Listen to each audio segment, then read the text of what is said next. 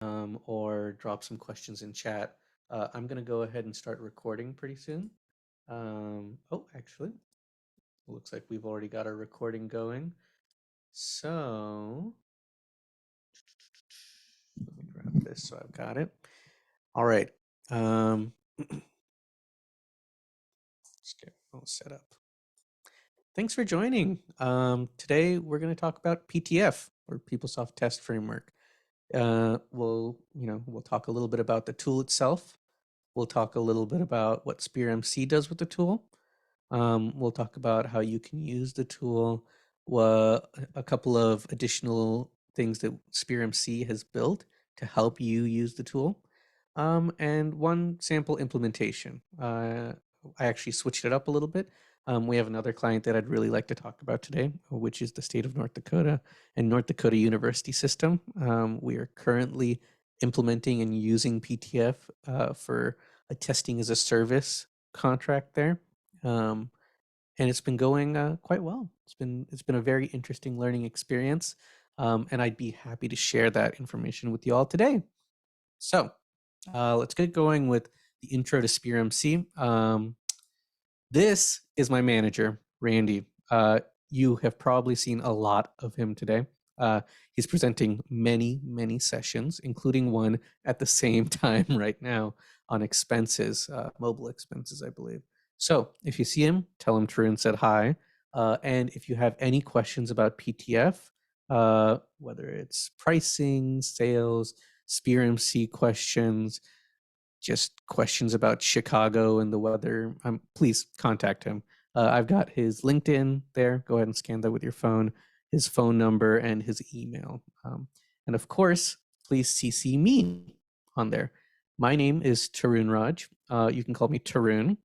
I'm a manager at SpearMC. I work mostly with automated testing. Recently, I've been getting involved with some other stuff like OGL. I do a lot of stuff. But for today, I'm here to talk to you about PTF. So a little bit more about SpearMC. As an Oracle Platinum partner, we are basically PeopleSoft specialized. That's our big thing. We don't really expand into other stuff. We've really put our all of our heart, all of our emphasis is on PeopleSoft. So if you're a PeopleSoft customer, we'd like you to know that we have you at the front of our mind all the time, basically. We've got people all over. So if you need resources in any specific area, we've got people everywhere. I happen to be based in Berkeley, California. So nice weather today. And yeah. We've got some more SpearMC stuff here. We've been Gartner recognized, very big deal for us. We're very proud to have this.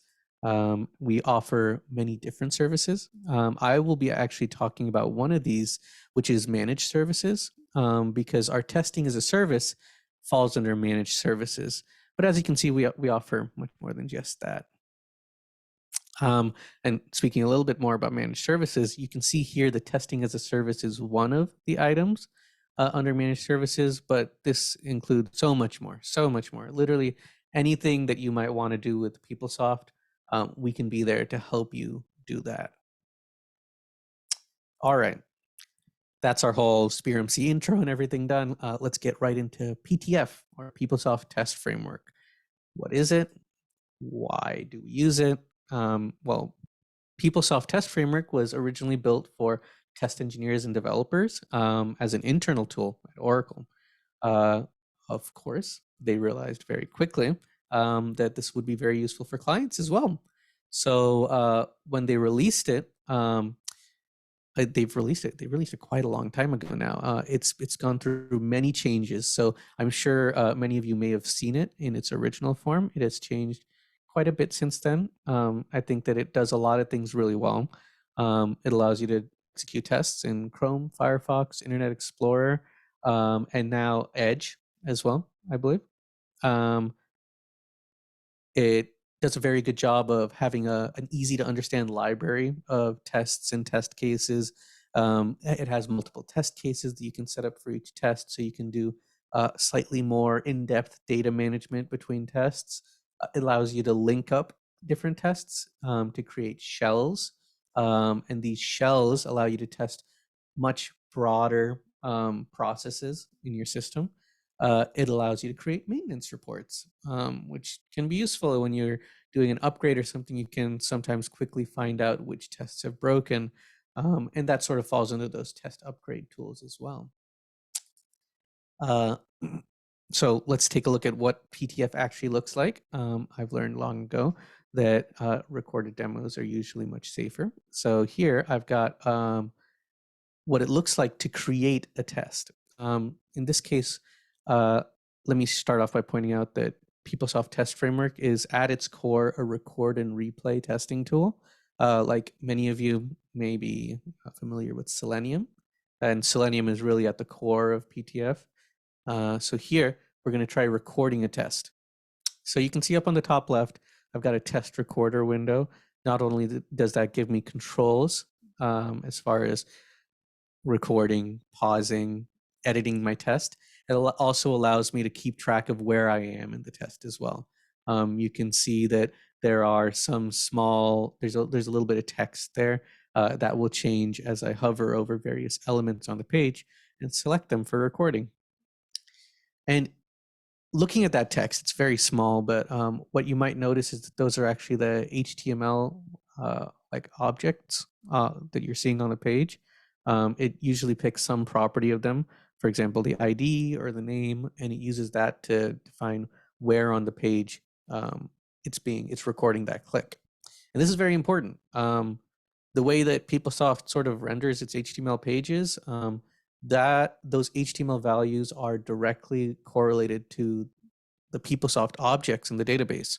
So even if things move around on certain pages, almost always PTF should be able to still locate it, even if the location on the page has moved or if the field has changed in some way. As long as the object itself is still named similarly, usually you're all good.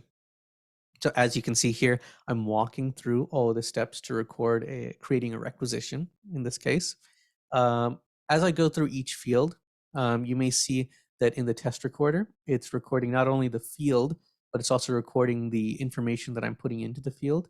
This test data can be edited later, and it will be edited later.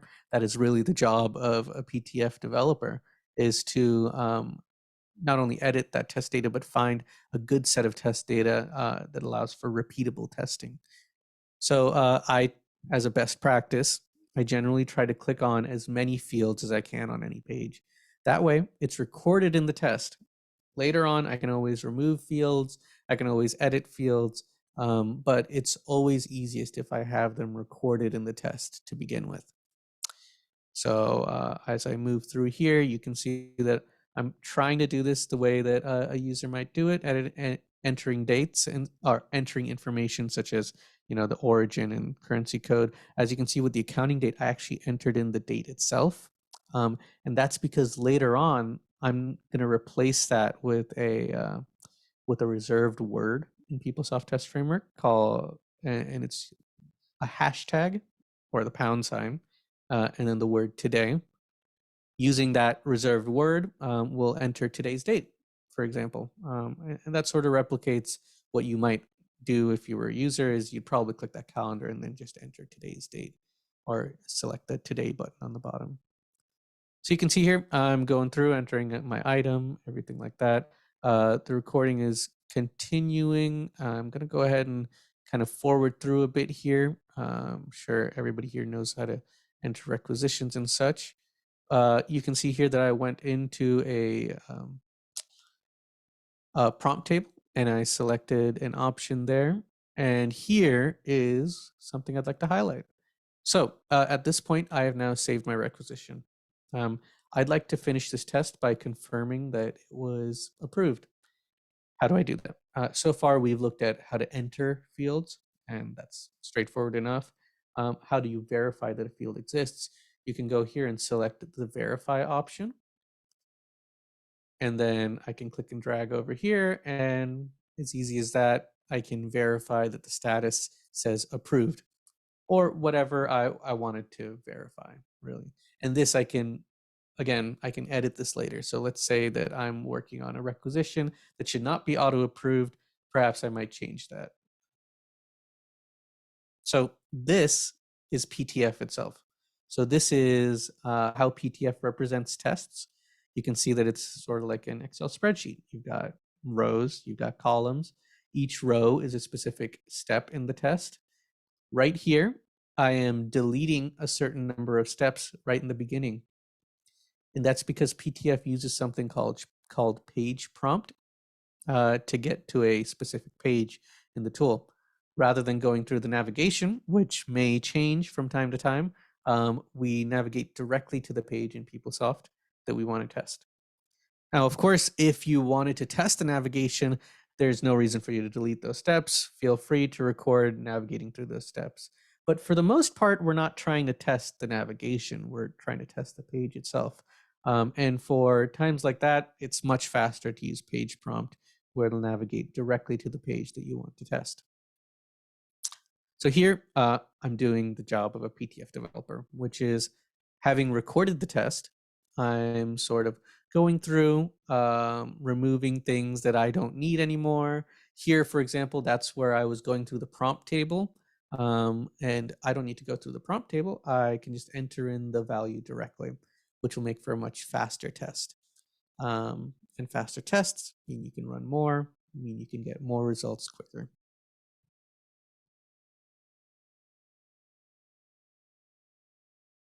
So at this point, I believe I've pretty much cleared up everything that I wanted to clean up on this test.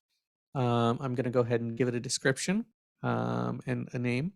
PTF offers quite a few options for uh, both entering descriptions, comments, stuff like that to help document your process. There is test comments, as you can see here at the header level, but there are also test comments at each line level as well. Here, I'm going to track a few things as a general best practice. I've got, what the test is actually trying to do, create a requisition, as well as the execution option I'm using. And the execution options, I'm going to get a little bit more into that later, but that's basically how we track test users in a way that will work even if test users change in the future. So here I'm saving the test, and let me actually see. I would like to get to the point where I am creating a new test case. Here we go. So here I've created a test. I'm just calling it demo quest, right? But I'm going to go ahead and create a new test case. I'm going to call it variables. And here we get into some more advanced PTF stuff. So at this point, we have hard-coded values for everything. We have the business unit we want to use. We have the requisition ID. In this case, we're going to use the system created next ID. But let's say we want to make this test a little bit smarter than that. Let's go ahead and set up some variables. And in PeopleSoft Test Framework, all variables begin with an ampersand. So in this case, for example, ampersand BU underscore ID, and that is a variable. That means that I can define the actual value for that variable somewhere else, whether that's at the beginning of this test, whether that's selected from somewhere on the page, or from a different test that's linked using a shell. You can carry over variable values to other tests. So if you want to think about it another way, variables are global within a shell. So it's time to try running this test that I've created. I'm going to go back to the default that has all of our hard-coded values that we know should work. I believe it's about time for me to set up the execution options. Here we go. So I'm going to take a moment here to talk about what execution options are. So this was something that kind of confused me a bit when I first got into PTF of why do we need execution options? So these are the test users that we're using while we're running our scripts. As you can see here, I've got one called test, but more realistically, I might name one such as GL user, GL clerk, AP user, AP batch, stuff like that, right? With each one of these execution options that should have a sort of human readable name like that, we also have an additional level of information here, such as their user ID, password, any specific process server they might want to use, the URL we want to log in as, and then some more specific PTF options, such as verbose, which I usually set to yes. And setting verbose to yes just means that you get all the steps in the log rather than a sort of highlighted version instead. So why is this important? Your staff oftentimes changes. Your test users may also change. People, move up in their job. They work different jobs within your organizations. So your test users will change pretty often. You don't want to have to go to each and every test to edit your test users. So instead, there's a sort of global repository of test users. And if you change the user ID and password for one of these, it basically populates for every other test. So it sort of separates, it creates this sort of separation that allows you to maintain your tests a little bit easier and maintain your whole library a little bit easier. But let's move on with running the test. What does it look like? Here I'm going to go ahead and change some more options. I'm going to click accept, and I'm going to run it with the test user that I had set up. So this is a log. This sort of populates as the test runs. Because I have verbose set to no, it's going to give me just the highlights of things that I'm running. And the highlights are areas where the test can pass or fail for the most part. You'll see here that these are all white flags. These are all sort of informational steps, but you can see here that we've got a green flag. That is a step where the test possibly could have failed, but did not. Moving on. Oh, yeah, actually, to bring a little bit of attention to the thing that actually passed, this is where I tried to use a verify to make sure that the page had defaulted the rec ID to be next. And as we can see, this verify, which is listed here as check field, was successful. The test is currently running in the background, and that might be a surprise for some people who have used PTF in the past. This is a somewhat newer thing with 859, I believe, or maybe even 858. But you can run Chrome tests in the background. There are positives and negatives to this. Positives, you don't have to look at your test while it's running. It doesn't take over your screen. You can move your mouse around. You can kind of do other things for the most part, and the test will run on its own. Nice and easy, especially useful for longer running tests that you don't really want to, use up your entire laptop for. Downsides are that it doesn't provide screenshots. And I personally find screenshots to be a very important part of testing. I think when you're reviewing logs later, screenshots provide a certain level of information that, just looking through these logs, it might take a little bit longer to get that information. But if you have a team that's very comfortable reading through PTF logs, it sort of unlocks this ability to run tests in the background. So this test is done. It's finished running. We've created a requisition and we've confirmed that it's approved. And that's really most of PTF. That's the majority of PTF right there. There are, of course, you can get much deeper into this. The way that we usually like to set up our tests, we don't run them individually. Instead, we'll set them up as a shell test where we collect multiple tests, link them up in a row, and then run them in an order like that. And that allows us to bring information from one test to the next. For example, in this case, let's say this requisition was not auto-approved, and we needed to take it to an approval step next. I would probably create a shell for that. And in that shell, the first step I would do is create a requisition. And the second step I would do is take that rec ID that I created in the first step, save it as a variable, and bring it along to the next step, where I log in as an approver instead and run a test to approve that requisition. And that's sort of the power of shells, is that you can bring information from one step to the next. So I believe the rest of this recording is me going through some of the log information, but I believe at this point we've pretty much covered what PTF itself looks like. So this is sort of the first third of my presentation. Let's go ahead and get into the next part, which is our SpearMC product, which is the testing grounds. a bolt-on solution that we've built in PeopleSoft to help aid you in running PTF tests. So we talked about PTF, we talked about a lot of stuff that it can do. Let's talk about some of the stuff that it can't really do. So while it's great for creating, maintaining, and running your tests, it sort of has some gaps, especially in reporting. Is the sort of area that I'm going to highlight the most during this presentation. So because of that gap, SpearMC saw an area where we could provide some value. We created the Testing Grounds, which really started off as a reporting tool, but has grown into quite a bit more than that. So I've got some of the items here, but let's look at it in a way that I prefer. So the Testing Grounds is really many different sort of modules that we've sort of grouped together. And starting from the top, we've got your metrics for test runs. You want to see in various modules how much have passed, how much have failed, and stuff like that. A test case drill down option.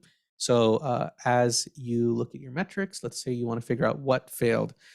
You pull up a list of tests and you drill down to the specific error message that was received in that test. A sort of operational dashboard where you can generate an unattended run batch script. Now, that's really where most of our development will be moving forward, is to try and create a way for you to run PTF scripts online.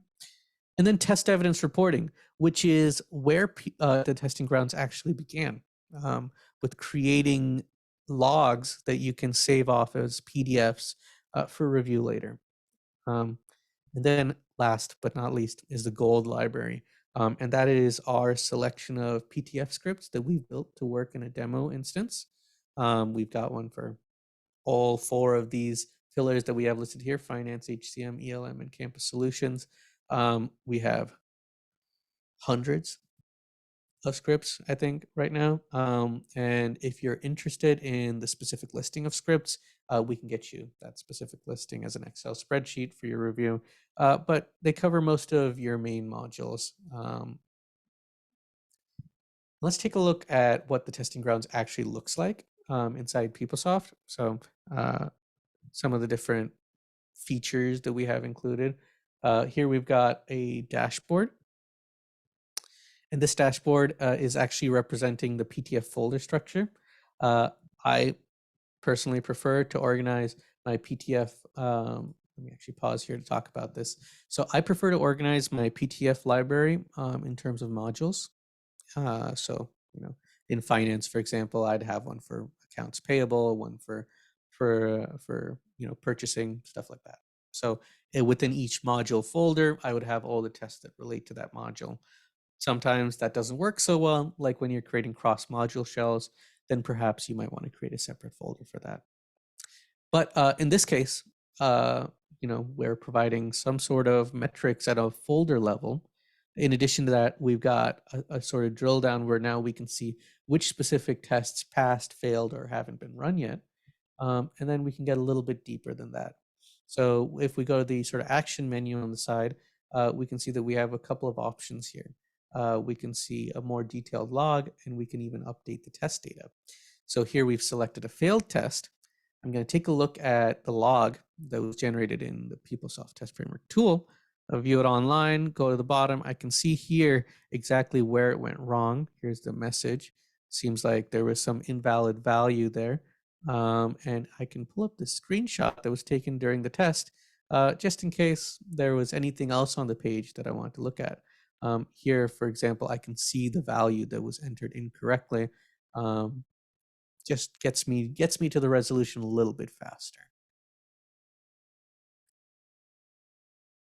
So now that I've identified the issue, I need to resolve the issue, right? So let's go ahead and update the test data for that test. Here we've got the values, and I'm going to go ahead and edit the account there.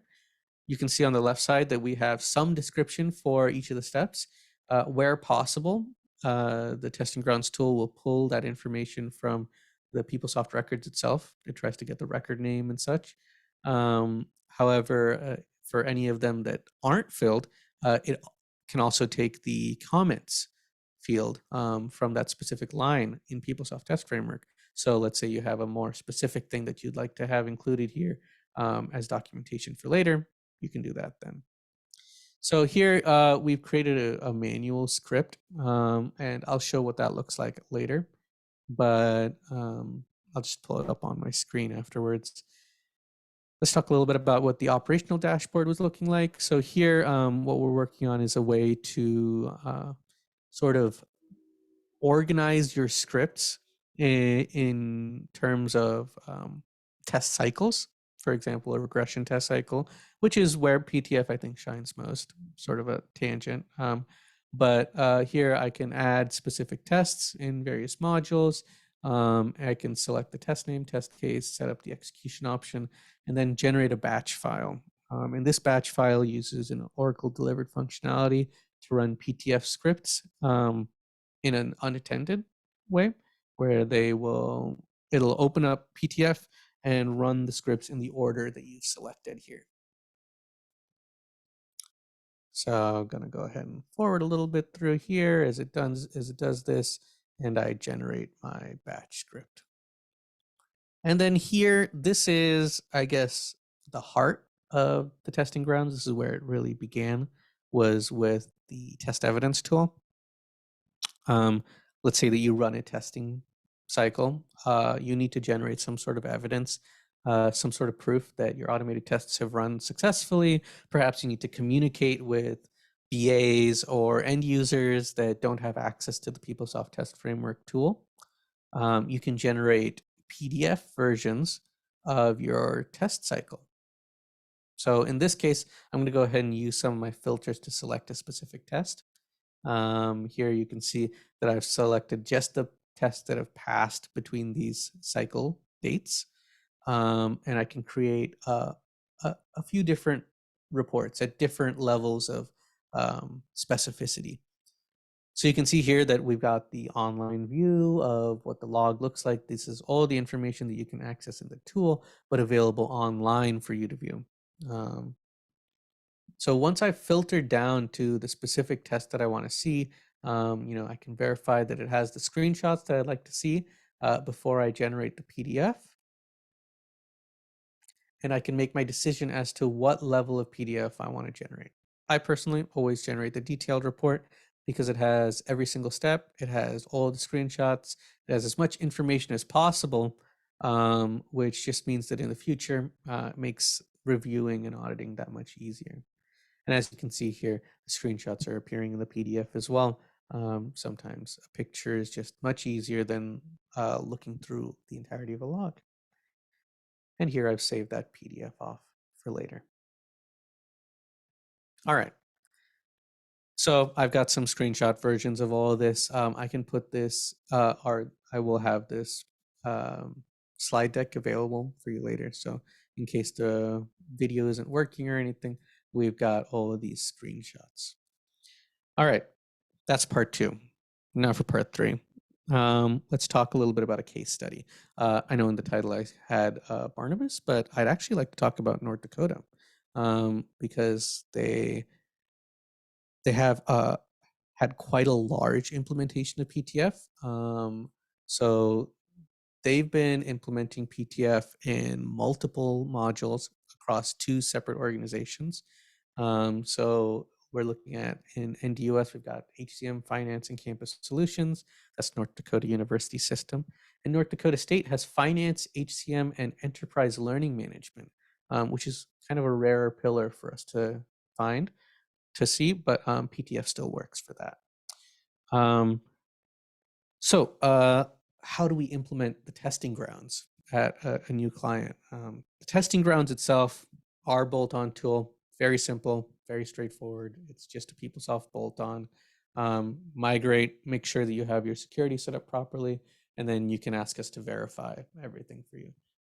There's a DIY document if you want to just do the whole thing yourself, but it's very straightforward. The entire bolt-on is written with PeopleSoft objects, so it's as easy as importing an app designer project and building everything. Now, as far as implementing PTF itself, so PTF is something that you already own, the tool, PeopleSoft Test Framework. If you have a PeopleSoft license, you have PTF. It comes with the tool. The real work is in creating your PeopleSoft Test Framework automated scripts. The work involved in that is where SpearMC comes in. So we have our starter kit, gold library, whatever you might want to call it, of scripts that we can bring into your environment, set it up in your demo, make sure everything looks right, generate Excel spreadsheets for you to edit. And those spreadsheets will basically give us a head start on testing documentation. This is assuming that you have no testing documentation whatsoever. So starting from just a baseline level of no testing documentation, we will provide you some to get you sort of kick-started into editing to include your customizations or your configurations that make your specific environment special. So once you've created, once you've provided your input on those test scripts, we'll be able to take a look at those edited test scripts, create create edits to our scripts and make them work within your environment. And then we have this sort of back and forth process there of we will have to create scripts. You'll have to take a quick look, review them, make sure they look okay. And once they're all approved and our library is good to go, we migrate it to whatever environment you want to use as a repository moving forward.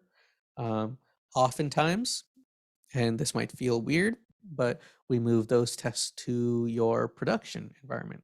Not that we would ever run PTF in production. I would not recommend running automated tests in production. Instead, we ensure that security is set up so that people cannot access automated testing. And instead, in the future, whenever you refresh an environment from your production environment, you have those tests ready to go. And they're good to go, and it just works as a repository since all of the PTF scripts are just PeopleSoft objects. So they come through with all the refreshes that you might do in the future. So that's sort of how we would implement. At North Dakota, we can look at some specifics. I've actually got a document that I can pull up as well in a little bit if people are interested with how many specific scripts we had in each module. I think this was probably our biggest implementation yet, given the number of pillars, given the number of scripts. The sort of back and forth process was pretty intense, but we really got things done. Let's start by taking a look at how it worked at State. So really, these are two separate sort of organizations. So at State, this was our original plan, was to try and get everything done within a 15-week period.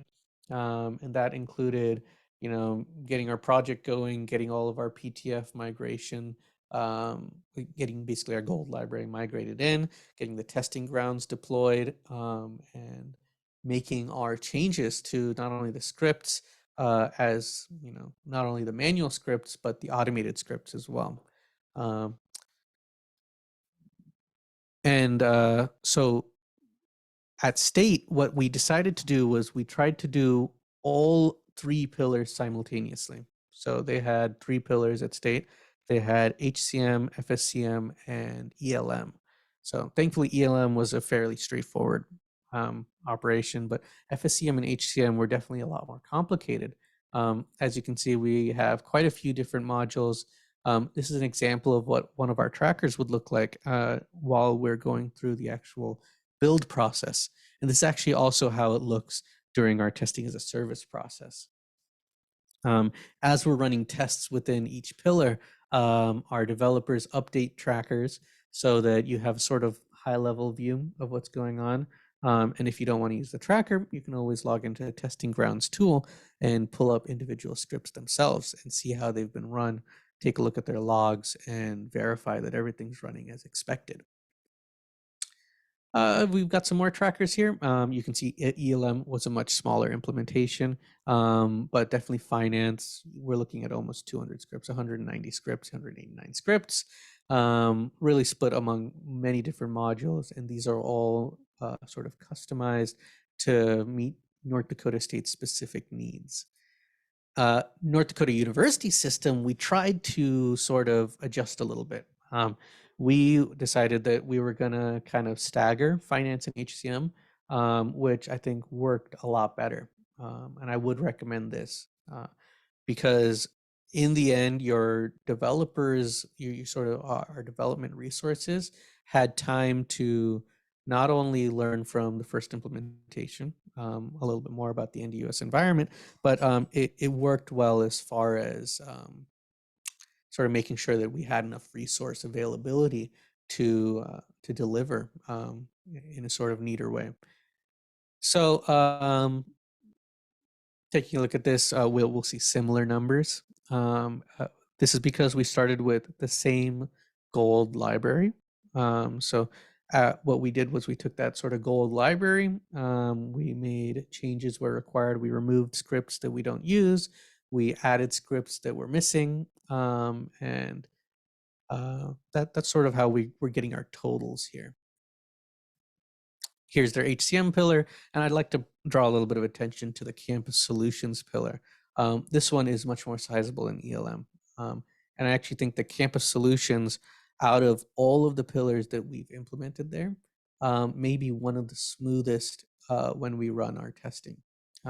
As you know, campus solutions gets updates quite often to a whole lot of pages in campus solutions. So whenever one of those updates comes out, we always update a script to include the new and improved page.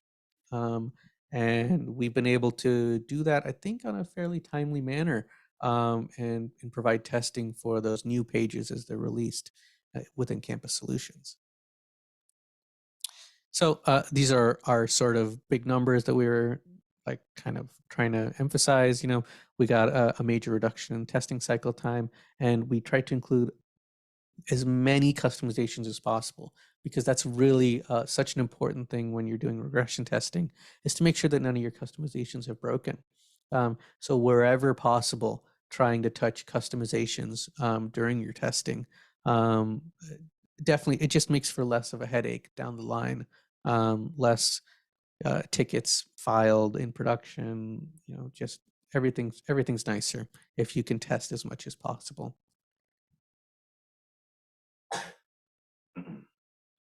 And the biggest thing is that we're helping clients stay current, you know, and that's such a difficult thing to do, is to try and stay current, make sure that you're testing thoroughly as you you know are taking in each release. So that sort of brings me to the end of my presentation for today.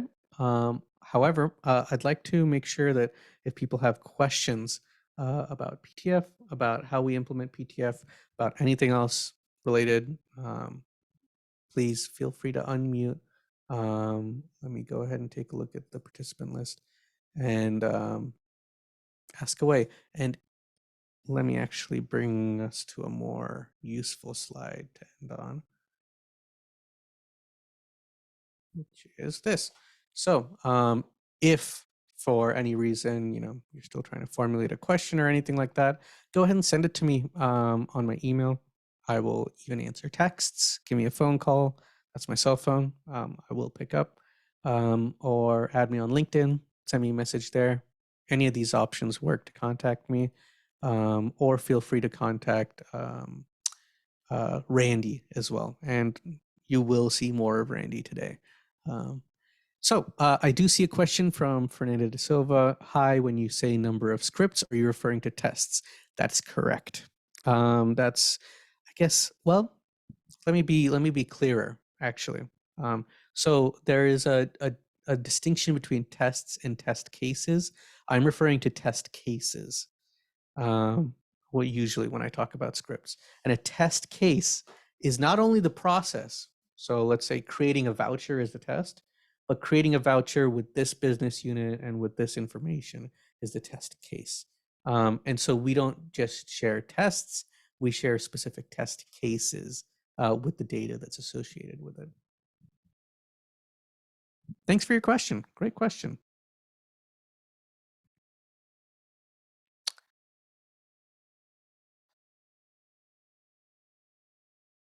Okay. Hello. Hi. Hi, Erica. Hi. I can talk faster than I can type. So, I may have missed some of it, but when you were talking about, I think it was called campground testing, and you showed like what some of the reporting and like a dashboard or information you can get from there.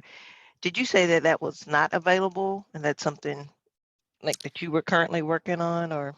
So let me go ahead and pull up that section just so that. So testing grounds. So part of that is the reporting and everything. This is available. This is the like our sort of SpearMC product. So this isn't delivered through Oracle, but this is a bolt-on in PeopleSoft that we've built. Oh, okay. So it's something customized that you built. Okay. Correct. All right. Thank you. Thank you for that question, Erica. Let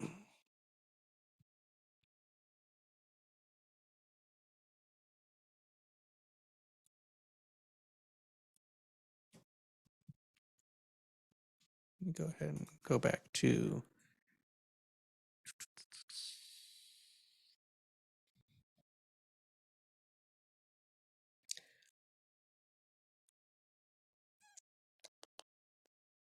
Okay, well, I'd like to thank everybody for attending. Thanks for taking an hour out of your day for this. I hope that you have some time to get some coffee before your next session. Enjoy the rest of Reconnect. If you have any questions, anything at all, just want to talk, whatever it is, please contact me. Send me an email, give me a call, give me a text. I'm happy to talk.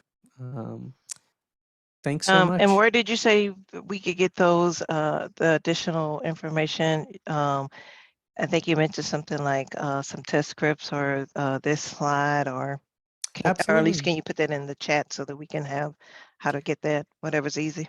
Yeah. If you have anything specific that you're looking for, send me an email. Okay. And I can get it straight to you that way. Okay. Thank you. Thank you. And let me go ahead and stop this recording.